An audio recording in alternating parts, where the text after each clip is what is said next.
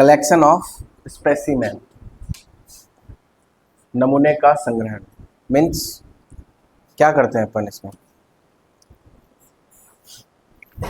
आज अपन new topic ले रहे हैं, ठीक है। कलेक्शन ऑफ स्पेसिमेन, आ जाइए। चलिए, सब सामने देखेंगे, कोई बुक्स में नहीं देखेगा, और हाथ सबके नीचे होने चाहिए, ठीक है बच्चा। जो चीज़ समझ में नहीं आए, रेज योर हैंड, हाथ खड़ा करेंगे। क्योंकि जब भी आप मूवी देखने जाते हो, पेन पेपर लेके बैठते हो क्या वहाँ पे? नहीं बैठते हो ना। जैसे बाहुबली मूवी में तीर आता है, वैसे तुम्हारे भी तीर आ जाना है, ठीक है। तुम इधर ही ध्यान दो। चलो स्टार्ट करते हैं। डेफिनेशन की बात करते हैं सबसे पहले। क्या डेफिनेशन है? नमूने को किसी वस्तु या पदार्थ की एक ऐसी अल्प मात्रा के रूप में वस्तु या पदार्थ की प्रकृति एवं समस्त गुणों को प्रदर्शित करता है। कहने का मतलब क्या है? कोई भी चीज, चाहे आप ब्लड का ले लो, चाहे आप स्पुटम ले लो, चाहे आप यूरिन ले लो, चाहे आप स्टूल ले लो, किसी भी चीज का अगर आप सैंपल ले रहे हैं तो पूरा लेने की जरूरत नहीं है। उसमें से थोड़ी सी मात्रा, कितनी मात्रा? थोड़ी सी मात्रा अगर अपन लेते हैं, उसको लेबोरेटरी में भेज देंगे, उसका एग्जामिनेशन करा देंगे, वही अपना क्या कहलाएगा? नमूने का संग्रहण कहलाएगा। अंडरस्टैंड? Collection of specimen. चलिए, पर्पस क्या होता है?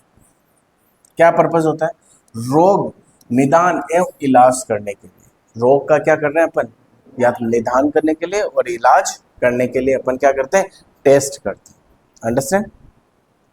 चलिए, बीमारी की तीव्रता जानने के लिए, यानी कि बीमारी कितनी फैली है, कितनी सीवियर है, ठीक है, उसका पता लगाने के लिए। अंडरस्टैंड? विशेष इलाज एवं निरीक्षण हेतु, यानी कि उसका क्या इलाज हो सकता है, उसका निरीक्षण क्या कर सकते हैं। ये सारी चीजें किस पे डिपेंड करती है? टेस्ट पे। किस पे करती है? टेस्ट पे, ठीक है। रोगी के सामान्य स्वास्थ्य के लिए निर्धारित हेतु, यानी कि उसको वापस ठीक करने के लिए क्या करते हैं अपन? टेस्ट करते हैं। अंडरस्टैंड? कोई डाउट इसमें? चले आगे। चलो नेक्स्ट देखिए, प्रिंसिपल्स। संदूषित एवं लापरवाही से संग्रहित नमूनों में गलत परिणाम प्राप्त होंगे जो उपचार तथा निदान पर प्रतिकूल प्रभाव डालेंगे। यानी कि क्या होता है कि अगर आप गलत तरीके से अगर नमूना लेते हो, जैसे सपोज करो आपने कोई नमूना लिया, ठीक है, आपने हैंड वॉश नहीं किया, निडल को टच कर लिया, ठीक है, अपन जहाँ से ब्लड लेते हैं वहाँ से स्पीड स्वेप से अपन क्या करते हैं? क्लीन करते हैं। आपने क्लीन नहीं किया तो क्या होगा? क्या होगा? ठीक है, उससे क्या दिक्कत आएगी अपन को? टेस्ट में प्रॉब्लम आएगी, ठीक है, और रिपोर्ट में भी क्या होगी? प्रॉब्लम होगी। अंडरस्टैंड? नमूने को एकत्रित करने के लिए विसंक्रमित टेक्निक व बोतल का उपयोग करना चाहिए। विसंक्रमित टेक्निक क्या होती है? विसंक्रमित टेक्निक क्या बच्चा? संक्रमण रहित, ठीक है। आपके हैंड वॉश होना चाहिए, प्रॉपर मास्क लगा होना चाहिए, ठीक है, और ग्लव्स पहनने होने चाहिए। उसके बाद में आप क्या करना चाहिए? सैंपल कलेक्ट करना चाहिए। अंडरस्टैंड? चले, नमूने का एकत्रीकरण कमरे के ताप पर किया जाना चाहिए। कमरे के ताप पर लेना है, ऐसा नहीं ज़्यादा, हाँ, रूम टेम्परेचर पे लेना है। रूम टेम्परेचर कितने डिग्री पे होता है? कितना? किसने बताया तुम्हें? 37? किसने बताया तुम्हें? 28 डिग्री सेल्सियस ये आपका क्या होता है? रूम टेम्परेचर होता है। किसी ने बताया आपको 37? ये तो नॉर्मल होता है, वो तो बॉडी टेम्परेचर, ठीक है। चलिए, ब्लड केमिस्ट्री पूरे दिन में एक जैसी नहीं रहती है।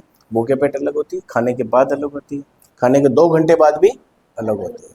ये हमेशा ध्यान रखिएगा। यह भोजन संग्रहण के साथ परिवर्तन होती है। देखो, परिवर्तन होती है भोजन के साथ साथ, ठीक है। परीक्षण के परिणामों की शुद्धता एवं विश्वासीय नमूने श्रृंखला सही विधि पर निर्भर करती है।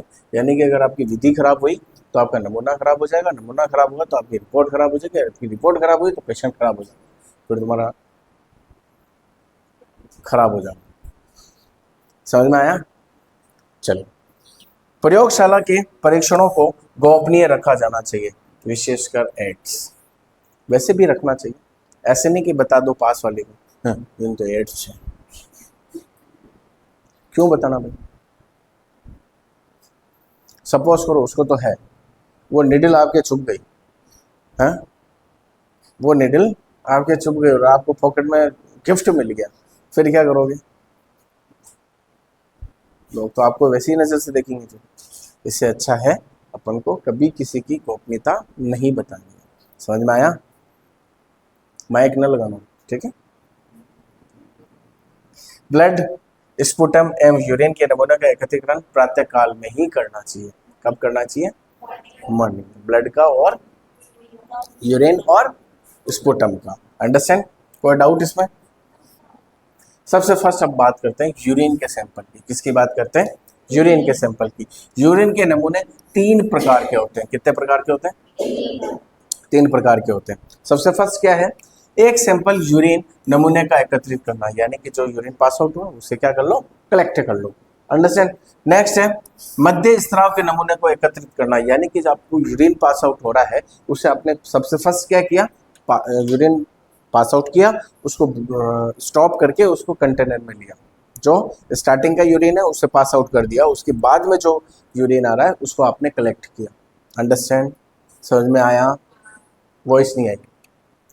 24 घंटे के नमूने के यूरिन के नमूने का एकत्रीकरण, यूरिन के नमूने की जांच के दौरान निम्नलिखित का परीक्षण किया जाता है। देखिए, सबसे फर्स्ट कौन सा हो गया? जो स्टार्टिंग यूरिन है। सेकंड मिडिल यूरिन है। नेक्स्ट है 24 आवर का यूरिन, यानी कि अगर उसके बैग लगा हुआ है, यूरिन बैग, यूरिन बैग यानी उसके कैथेटर लगा हुआ है, उसके यूरिन बैग में इकट्ठा हो रहा है, उसको अपन जांच कर रहे हैं। अंडरस्टैंड? चलो, नेक्स्ट क्या करते हैं? यूरिन का आयतन की जांच करते हैं। कौन सी जांच करते हैं अपन? आयतन की जांच करते हैं। यूरिन का रंग, आयतन क्या बोल सकते हैं इसको? वॉल्यूम, वॉल्यूम कितना है उसके अंदर, ठीक है? एंड यूरिन का पीएच एंड यूरिन के विशिष्ट गुरुत्व की जांच करते हैं। ये सारी अपन क्या जांच करते हैं? यूरिन के अंदर। अंडरस्टैंड? चलिए नेक्स्ट आ जाइए। एक बार के सैंपल के यूरिन में क्या करते हैं? देखो, इसमें रोगी द्वारा विसर्जित कंटेनर यूरिन के एक सैंपल की जांच की जाती है, जिसमें यूरिन की मात्रा कितनी लेते हैं? 100 से 120 ml नमूना लिया जाता है। इस नमूने के संग्रह हेतु साफ विसंक्रमित बोतल देते हैं। मैंने बताया आपको, इस कंटेनर देंगे उसको का उपयोग किया जाता है। वह जननांगों की सफाई के बाद रोगी द्वारा विसर्जित को एकत्रित किया जाता है। यूरिन को बोतल में लेने के बाद लेबल को ढक्कन लगाकर बंद कर दिया जाता है। फिर उसके बाद में क्या करते हैं? पेशेंट की नाम, लेबल लगाना है, very good, registration number, ward और क्या जांच करनी है वो लिखना है। ठीक है, समझ में आया? कितना यूरिन लेंगे? 100 से 120 ml यूरिन लेते हैं। किसके अंदर लेंगे? कंटेनर के अंदर लेंगे, स्टरलाइज कंटेनर। ओके, आ जाएगा। सर्वधन हेतु यूरिन के नमूने का एकत्रीकरण। सेकेंड वन, रोगी को सर्वप्रथम साबुन तथा जल के उपयोग द्वारा जननांगों की सफाई के हेतु कहा जाता है। ठीक है, कंटेनर में विसंक्रमित यूरिन के एकत्र किया जाता है। इस प्रक्रिया में प्रथम यूरिन विसर्जन के नमूने का ना लेकर द्वितीय नमूने को एकत्रित किया जाता है। मैंने बताया आपको, जो फर्स्ट यूरिन आ रहा है उसको पास आउट कर देंगे, सेकेंड यूरिन जैसे आएगा उसको अपन कलेक्ट करेंगे। अंडरस्टैंड? चलो, थर्ड देखिए, 24 आवर। इसके अंतर्गत 24 आवर में स्रावित यूरिन में प्रत्येक बार उत्सर्जित यूरिन सैंपल को एकत्रित करते हैं तथा एकत्रित नमूने को जांच के लिए, यानी कि उसको एकत्रित कर लेंगे फिर उसके बाद में जांच के लिए भेज देंगे। समझ में आया? यहाँ तक आ जाइए। नेक्स्ट देखिए, मेथड। क्या मेथड होता है? रोगी के यूरिन को प्रातःकाल एकत्रित किया जाता है। यह हमेशा ध्यान रख लीजिएगा। यूरिन का सबसे फर्स्ट कलेक्शन करना है तो कब करते हैं? मॉर्निंग में। अंडरस्टैंड। रोगी को अपने दंत नागों को साबुन तथा पानी की सहायता से साफ करने के लिए कहा जाता है, जिससे क्या होगा? यूरिन परफेक्ट आएगा। ठीक है, अंडरस्टैंड। यूरिन के नमूने को साफ तथा विसंक्रमित बोतल में लिया जाता है। दूसरे दिन यदि यूरिन का नमूना लेना है तो प्रातःकाल ही यूरिन को एकत्रित किया जाएगा, यानी कि यूरिन सैंपल अगर लेना है अपन को तो प्रातःकाल ही लेना है। ठीक है, अंडरस्टैंड? ओके, आ जाइए। प्रिकॉशंस क्या क्या रखना है? रोगी को प्रक्रिया सबसे पहले क्या करनी है? विस्तार से समझानी है, उसे सारी चीजें समझानी है। यूरिन के नमूने हेतु साफ तथा विसंक्रमित बोतल का उपयोग किया जाना चाहिए। यूरिन का नमूना खराब ना हो इसलिए उसमें बोरिक अम्ल या फॉर्मेलिन मिलाया जाना चाहिए। अगर ज्यादा लंबे समय तक रखना है तो ये मिलाना है, अदरवाइज जरूरत नहीं है। ठीक है, नमूने की बोतल पर रोगी का नाम लिखना है, रजिस्ट्रेशन नंबर लिखना है, आयु लिखना है आदि सही तरीके से लिखा होना चाहिए। ऐसा नहीं हो कि यूरिन किसी और का है और रिपोर्ट किसी और की आ जाए। ठीक है, समझ में आया या नहीं? ओके, चलिए नेक्स्ट देखते हैं अपन रक्त के नमूने का एकत्रीकरण। अब कैसे लेते हैं अपन रक्त के नमूने के जांच की विधि? नमूने लेने के निम्नलिखित आर्टिकल आवश्यक हैं। क्या क्या आर्टिकल चाहिए? साफ स्लाइड्स होनी चाहिए। क्या होनी चाहिए? साफ स्लाइड होनी चाहिए। विसंक्रमित रुई के पोहे होने चाहिए। ठीक है, फोहे, फुम्बे, हाँ, स्प्रेड होना चाहिए, किडनी ट्रे होना चाहिए और विसंक्रमित सुई होनी चाहिए। अंडरस्टैंड? ये सारे क्या है? आर्टिकल्स हैं। विधि क्या है देख लीजिए। वैसे तो आपको सबको आता होगा, लेकिन इससे थोड़ा सा और आपका प्रॉपर हो जाएगा आपका सैंपल लेना। सर्वप्रथम रोगी को रक्त के नमूने लेने की विधि विस्तार से समझाएं। सबसे पहले उसको समझानी है, ऐसे नहीं जाते उसका हाथ लिया सुई घुसा दो। समझ में आया?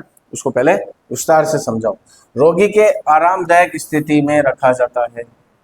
क्या करेंगे? आरामदायक स्थिति होनी चाहिए। ऐसे नहीं कि वो कुछ खा रहा है इस तरह सैंपल लेना है, 1 मिनट हाथ इधर, ऐसे नहीं करना है। समझ में आया?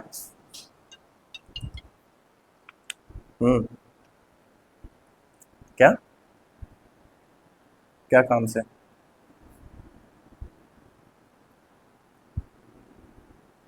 आपने बात की क्या उनसे? उनको बिठा के रखिए, मैं आ रहा हूँ। चलिए नेक्स्ट देखिए। रोगी के रक्त नमूने लेने वाले भाग से थोड़ा सा ऊपर के भाग पर दबाव डाला जाता है। आपने देखा होगा सबसे ज्यादा अगर आप यहाँ से ब्लड लेते हैं और यहाँ से ब्लड लेने के लिए आप यहाँ से दबाते हो, राइट? सॉरी, हाँ, एंटीक्यूबेटल फोसा, वेरी गुड। ठीक है, नेक्स्ट देखिए। रक्त नमूना लेने वाले क्षेत्र को स्पीड की सहायता से क्लीन करना है। वहां पे क्या करना है? क्लीन करना है। अंडरस्टैंड? विसंक्रमित रुई की सहायता से रक्त के नमूने को एकत्रित किया जाता है। अंडरस्टैंड? एनी डाउट इसमें? आ जाइए नेक्स्ट देखते हैं। सावधानियां क्या रखनी है? रक्त नमूने को एकत्रित करने हेतु विसंक्रमित सुई का उपयोग किया जाना चाहिए। स्वास्थ्य कार्यकर्ता को प्रक्रिया से पूर्व तथा बाद में अपने हाथों को अच्छी तरह से धोना चाहिए। अंडरस्टैंड? नमूना एकत्रित करते समय विसंक्रमित बोतल में आवश्यकता अनुसार प्रति स्कंद का उपयोग किया जाना चाहिए, जैसे EDTA, यानी कि क्या है इसके अंदर अपन जो ब्लड ले रहे हैं कि क्लॉट ना हो इसलिए EDTA डाला जाता है। अंडरस्टैंड? रक्त के नमूने की बोतल पर रोगी का क्या होना चाहिए? नाम, वार्ड, आयु, बेड नंबर, निदान का तरीका आदि नोट किया जाना चाहिए। रक्त के नमूने का निश्चित समय में जांच के लिए भेज देना चाहिए। ऐसा नहीं कि आपने सैंपल लिया अभी आराम से भेज दिया, भूल गए, क्या भूल गए? आपको 2 बजे आपको जाते समय याद है और सैंपल भी भेजना था। समझ में आया? तो ऐसा नहीं होना चाहिए। ठीक है, रक्त के नमूने का निश्चित समय में जांच के लिए भेज देना चाहिए। यदि रक्त का नमूना सही समय पर नहीं भेजा जा सकता तो उसे फ्रिज में न्यून ताप पर सुरक्षित रख सकते हैं। रोगी चार्ट पर रक्त के नमूने के संबंधित जानकारी नोट कर देना चाहिए, यानी कि आपकी फाइल के अंदर सारी चीजें नोट होनी चाहिए कि आपने क्या किया है, आज इस पेशेंट का क्या क्या हुआ है। अंडरस्टैंड? पूरा नोट होना चाहिए। ओके,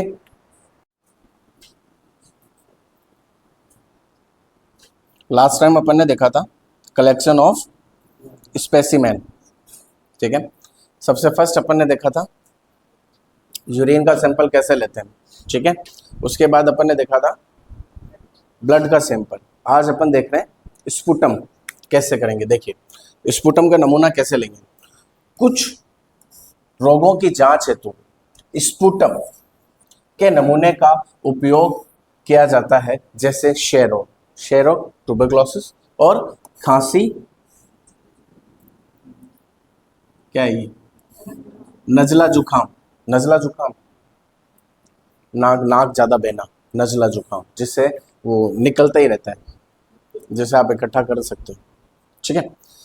क्या है, देखो मेरी बात सुनो, ऐसी कोई सी बीमारी है बहुत सारी जिससे क्या कफ ज्यादा आ रहा है। आपने देखा होगा आजकल एड भी बहुत ज्यादा आता है कि 7 दिन से खांसी है तो एक बार स्पुटम की जांच कराएं, कहीं टीबी हो सकती है, आपको देखा होगा आपने, ठीक है।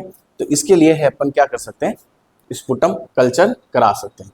नेक्स्ट देखिए स्पुटम परीक्षण के दौरान निम्नलिखित के परीक्षण किया जाता है, जैसे कि स्पुटम का रंग कैसा है, क्या देखते हैं अपन, कलर देखते हैं, ठीक है। स्पुटम की सांद्रता, नेक्स्ट स्पुटम का दृश्य, अर्थात रक्त युक्त है या लाल है। रक्त युक्त होगा तो कैसा होगा, लाल होगा, और पस होगा तो पीलापन होगा। ये चीज अपन क्या करते हैं उसके अंदर देखते हैं, इसलिए अपन क्या करते हैं उसका सैंपल करवाते हैं। अंडरस्टैंड? कोई डाउट इसमें? तुम्हारी आवाज नहीं आ रही, चलिए नेक्स्ट देखिए अब कैसे करते हैं मेथड। स्पुटम के एकत्रण हेतु विसंक्रमित तथा डिस्पोजेबल स्पुटम कप का उपयोग किया जाता है। मैंने बताया था लास्ट टाइम भी आपको, एक कंटेनर लेते हैं, स्टरलाइज कंटेनर होना चाहिए, ठीक है। रोगी के नमूना एकत्रीकरण करने हेतु कंटेनर रात्रि के समय ही दे दिया जाना चाहिए तथा स्पुटम को एकत्रित करने के संबंधित निर्देश दे दिए जाने चाहिए। यानी कि उस पेशेंट को क्या है, रात को ही उसको निर्देश दे देना, ये कंटेनर दे रहे हैं, जैसे ही फर्स्ट खकार आता है, स्पुटम आता है, मॉर्निंग के अंदर उसको कलेक्ट करना है। क्या है, जो भी मॉर्निंग में स्पुटम आएगा उसको क्या करना है, आपको कलेक्ट करके रखना है, उसको रात्रि को ही निर्देश दे देना है। अंडरस्टैंड? समझ में आया? चलिए, रोगी द्वारा एकत्रित स्पुटम को रुई तथा लकड़ी की सहायता से स्लाइड पर ले लिया जाता है। स्लाइड के नमूने को सूखा दिया जाता है तथा उपयोग में ली गई रुई तथा लकड़ी को जला दिया जाता है। देखिए जैसे स्पुटम आपने ले लिया, अब उसकी स्लाइड बनानी है, तो सबसे पहले क्या करेंगे, 2 स्लाइड लेंगे। क्या लेंगे? 2 स्लाइड लेंगे। किसकी लेंगे? कांच की, ग्लास की, ठीक है। उसमें अपन क्या बनाएंगे, एक दोनों तरफ परत बनाएंगे, ठीक है। फिर इसको क्या कराना है, सुखाना है। क्या करना है? सुखाना है, ठीक है। फिर इसको क्या करना है, लेबलिंग करके, और आपकी जो इंफॉर्मेशन लिखनी है, लास्ट टाइम मैंने बताया था रोगी का नाम, वार्ड, रजिस्ट्रेशन नंबर, एड्रेस, क्या जांच करनी है, और डेट ऑफ सैंपल, आपने सैंपल कब लिया है, ये सारी चीजें इस पे मेंशन होनी चाहिए। अंडरस्टैंड? फिर इसको क्या करना है, आपको लेबोरेटरी में भेज देना है। अब जिससे आपने इस पे परत बनाई है उसका क्या करेंगे, अच्छे से निष्कासित करेंगे, या तो उसको जला दें, क्या करेंगे, या तो उसे जला दें, या खड्डा खोद के उसके अंदर डाल दें। अंडरस्टैंड? समझ में आया? चलिए, स्लाइड को आग की लो की सहायता से सुझाना तथा वह तत्पश्चात कागज में लपेटकर लेबलिंग, रोगी का नाम, अन्य जानकारी लिखी दी जाती है। अब इस नमूने को प्रयोगशाला में भेज दिया जाता है। वही बात है, आया समझ में सबको? चलिए नेक्स्ट देखिए, प्रिकॉशंस, सावधानियां क्या क्या रखनी। प्रातःकालीन नमूने के एकत्रीकरण करने हेतु रोगी को रात्रि को ही निर्देश दे देना है, रात्रि को ही उसे बता देना है कि आपको सुबह सैंपल लेना है। अंडरस्टैंड? नेक्स्ट आ जाइए, रोगी के नमूना एकत्रीकरण हेतु आवश्यक विसंक्रमित कंटेनर लेना, स्टरलाइज कंटेनर होना चाहिए। अंडरस्टैंड? नेक्स्ट आइए, नमूने को विसंक्रमित रुई या लकड़ी की सहायता से स्लाइड पर नमूने के लिए उपयोग में ली गई रुई तथा लकड़ी की डिस्पोजल करना, ताकि अन्य को संक्रमण ना फैले। अपन क्या कर रहे थे, या तो उसको जला रहे थे या फिर खड्डा खोद के उसके अंदर डाल रहे थे। तो ऐसा क्यों करते हैं, ताकि किसी और को ना हो। अंडरस्टैंड? अदरवाइज क्या होगा, इन्फेक्शन किसी और को भी हो सकता है। स्लाइड को सुखाकर कागज में लपेटना और स्लाइड पर रोगी का नाम संबंधी सारी जानकारी नोट होनी चाहिए। अंडरस्टैंड? किसी को कोई डाउट इसमें? चलिए आ जाइए। अब बात करते हैं stool examination, collection of stool. Stool को कैसे लेते हैं? मल का रंग हल्का, गहरा, नीला, काला आदि हो सकता है। ठीक है, जो आपका स्टूल है कैसा हो सकता है, एंड स्टूल की गंध और प्रतिदिन उत्सर्जित मल की दर, यानी कि स्टूल आप कितना पास आउट करते हैं वो भी नोट किया सकता है। अंडरस्टैंड? उत्सर्जित स्टूल की प्रकृति ठोस है, द्रव है या अति द्रव है, यानी का मतलब या तो डायरिया होगा तो क्या होगा, वाटरी डिस्चार्ज होगा। अंडरस्टैंड? ठीक है। स्टूल की मात्रा, स्टूल की जांच के द्वारा विभिन्न रोग जैसे अतिसार, पाचन संबंधी समस्याएं, हैजा और तपेदिक आदि का पता लगाया जा सकता है। हमने देखा होगा सैंपल कराते हैं, उससे क्या पता चला सकता है, सारी बीमारियों का भी पता लगाया जा सकता है कि कौन सी बीमारी है पेशेंट को। अंडरस्टैंड? वॉइस नहीं आई? देखिए अब मेथड देखिए। रोगी को नमूने का एकत्रीकरण करने संबंधित जानकारी देना चाहिए। सबसे पहले उसको जानकारी दें, ठीक है, सारी जानकारी होनी चाहिए। और रोगी को साफ तथा विसंक्रमित कंटेनर दिया जाता है। अंडरस्टैंड? रोगी द्वारा साफ बेड पान में मल त्याग किया जाता है, जिसमें से नमूने के रूप में कुछ मात्रा कंटेनर में एकत्रित कर ली जाती है। बेड पान जानते हैं क्या होता है? जिसमें बेड साइड पे ही patient stool and urine pass out कर सकता है। अंडरस्टैंड? उसे क्या कहते हैं? बेड पान। ओके, चलो नेक्स्ट चले। अब देखते हैं प्रिकॉशंस, सावधानी क्या क्या रखनी। नमूना एकत्र करने हैं तो साफ व विसंक्रमित कंटेनर देना है। अंडरस्टैंड? कंटेनर में नमूना लेते ही उसका ढक्कन बंद कर देना है, खुला नहीं रखना है। ठीक है। कंटेनर पर रोगी के संबंधी जानकारी नोट की जानी चाहिए। मैंने बताया, आपको 1000 बार बता चुका हूँ। रजिस्ट्रेशन नंबर, मोबाइल, सॉरी उसका नाम, पिताजी का नाम, वार्ड और उसकी बीमारी क्या है, उसका जांच क्या करना है, डेट क्या लिखनी है, सारी चीज़ें उसके अंदर मेंशन होनी चाहिए। नमूने का निश्चित समय में प्रयोगशाला में भेज देना चाहिए। ऐसा नहीं कि सैंपल अभी लिया, पता ही नहीं, भूल गए, आप फोन पे लगे हुए इंस्टाग्राम स्क्रॉल करे जा रहे हो, आपका सैंपल खराब हो जाएगा। क्या हो जाएगा? आपका सैंपल खराब हो जाना है, तो एक दिन लेट हो जाओगे आप। हो गए या नहीं? आया समझ में? चले आगे, आ जाइए। अब बात करते हैं collection of vaginal discharge. Vaginal discharge का कलेक्शन आप कैसे लेते हैं? देखें,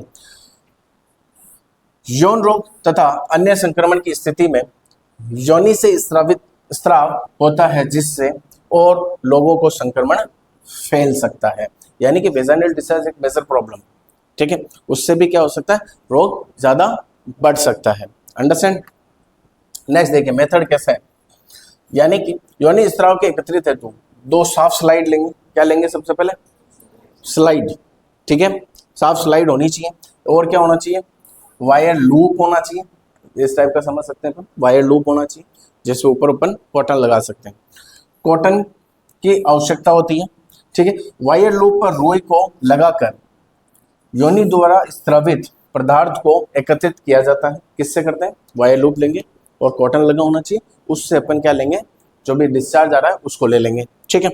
तत्पश्चात रुई पर लगे पदार्थ स्राव स्मिचर को एक स्लाइड पर ले लेंगे। जैसे सपोर्ट होगा, अभी अपन ने क्या किया, एक वायर लूप है, वायर लूप पे कॉटन लगा हुआ है, इससे अपन ने वेजाइनल डिस्चार्ज लिया और क्या करेंगे, एक स्लाइड के ऊपर क्या बनाएंगे, पतली सी परत बनाएंगे, जैसे अपन ने किसमें बनाई थी, स्पूटम में बनाई थी। अंडरस्टैंड? ये ले लिया साहब।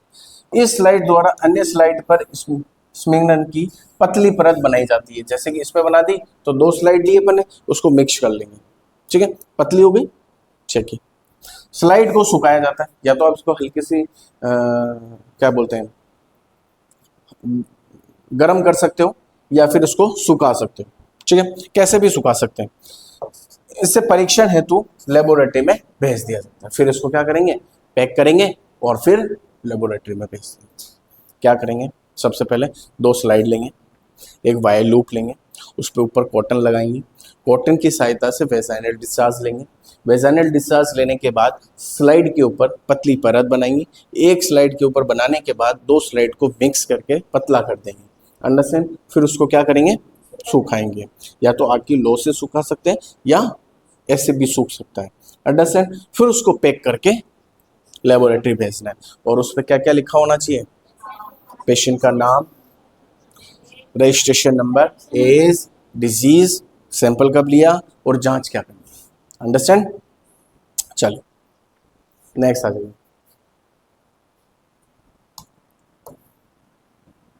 देखिए, ट्राइकोमोनास और वेजाइनलिस के लिए परीक्षण हेतु टेस्ट ट्यूब का उपयोग भी किया जाता है, अंडरस्टैंड। नेक्स्ट आइए, प्रिकॉशंस क्या क्या रखेंगे, रोगी को प्रक्रिया समझानी है। सबसे पहले मैं 1000 बार कह चुका हूँ, सारी चीज पहले रोगी को समझानी है। ऐसे नहीं कि जाते हैं वो तो किसी से बातें कर रहा है या बैठा है, कोई आया हुआ है गैस उसके जाते सुई चुबो दो, ऐसे नहीं जाते सुई चुबे और सैंपल लेना है, ठीक है। उसे समझाओगे सारी चीज पहले। उपयोग में लाई जाने वाली सभी वस्तुएं विसंक्रमित होनी चाहिए, आपके हाथ भी विसंक्रमित होने चाहिए, आपके हैंड वॉश करना है, ग्लव्स पहनना है, सारी चीज करनी है, उसके बाद में ही आपको पेशेंट के पास जाना है, अंडरस्टैंड। वॉइस नहीं आई। नमूने का स्लाइड को सुखाया दियाना चाहिए और स्लाइड पर लेबलिंग की जानी चाहिए, ठीक है। बार बार यही चीज नोटिस किया जा रहा है कि आप उस चीज को अच्छे से पैक करके फिर लेबोरेटरी में भेजना है, अंडरस्टैंड। बोलिएगा नहीं। नमूने संबंधित जानकारी के रोगी के चार्ट पर नोट करनी चाहिए। फिर बाद में क्या करेंगे आप, रोगी के फाइल के अंदर पूरी चीज मेंशन होना चाहिए, अंडरस्टैंड। चलिए नेक्स्ट आ जाइए, safe disposal of the body secretions, यानी कि आपकी बॉडी सीक्रेशंस जो है वो आप सेफ डिस्पोजल कैसे कर सकते हैं, इसको निष्कासन कैसे कर सकते हैं। रोगी के स्टूल तथा यूरिन में डिटॉल कितना परसेंट, 5% डालकर 2 घंटे तक विसंक्रमित हेतु रखा जाता है, उसके बाद उसको फ्लश कर देते हैं। यानी कि रोगी का जो भी यूरिन और स्टूल है उसके अंदर क्या मिलाएंगे, 5% डेटॉल मिलाएंगे। डेटॉल मिलाने के बाद उसको कितने घंटे तक रखना है, 2 घंटे तक रखने के बाद में उसको क्या करना है, फ्लश कर, अंडरस्टैंड। चलो, व्यर्थ पदार्थों को जमीन में गड्ढा खोद कर दफनाया जा सकता है, यानी कि अगर आप इस तरीके से नहीं कर सकते हो तो खड्डा खोद के भी अंदर दफना सकते हो, अंडरस्टैंड। चलो, शारीरिक स्त्रावों के विसंक्रमित हेतु कार्बोलिक अम्ल तथा चूने का उपयोग भी, यहाँ पे चूना आएगा, ठीक है, चूने का उपयोग भी किया जा सकता है। यानी कि क्या कर सकते हैं, कार्बोलिक अम्ल भी डाल सकते हैं और क्या डाल सकते हैं, चूना भी डाल सकते हैं, अंडरस्टैंड। संक्रमित वस्तुएं जैसे गॉज पीस होते हैं आपके, ठीक है, और गंदी पट्टियां, रुई आदि और इंसिनेटर की सहायता से जला दी जाती है। आपने देखा मशीन लगी रहती है जलने वाली, उसके अंदर जला सकते हैं, अंडरस्टैंड। वॉइस नहीं आई, ऐसे आनी चाहिए, very good, okay, thank you. कोई डाउट है इसमें, ओके बच्चा, आपका ये चैप्टर खत्म हो गया है।